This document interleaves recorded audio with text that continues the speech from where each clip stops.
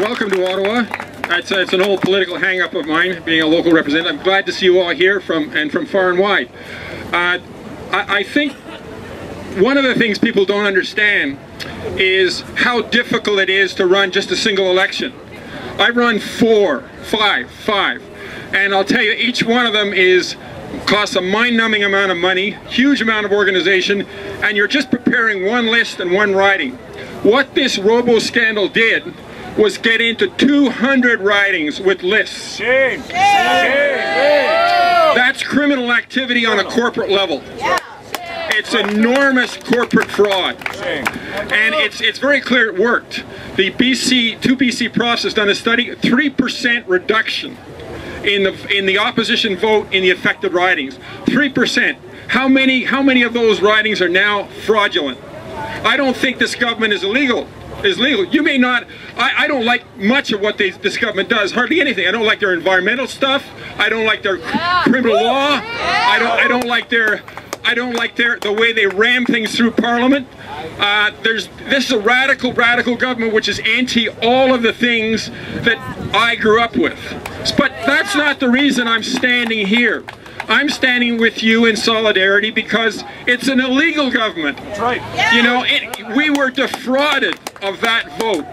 And that's a massive crime against the nation. The people doing it knew it. It's a 5-year jail term for voter suppression, and they covered their tracks very clearly. They obviously did it coast to coast. It was a massive, well-organized undertaking. Imagine, they just targeted the opposition vote, so they not only had to have lists, they just had to have the right lists, the opposition lists. So this is an illegal government that's taking our country apart. And I'm saying this as a proud Canadian who's bilingue biculturel. I grew up in a bilingual. I'm an Acadian by heritage on my dad's side. This is the country that I love, and it's been taken apart from us by an illegal election. There's been a putsch. But there's not enough here, folks, just to complain.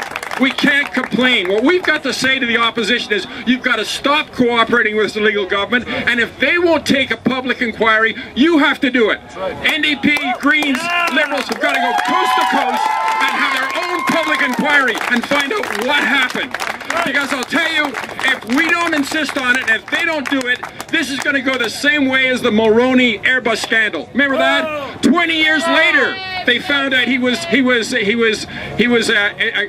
taking bribes. 20 years later. Do we want 20 years later, when we may not even have a country, saying, hey, you know what? That was a criminal activity, and yes, it did turn the country around. It'll be too late then. They're too late then. So that now, I guess I forgot to take my glasses off. All good politicians take their glasses off. Now is the time to say to this government, to our leaders of the opposition, because Harper will never do it in a million years, we've got to see to Mr. Mulcair, Mr. Ray, and Elizabeth May, you get out there across this country and find out what happened for us and give us our real Parliament.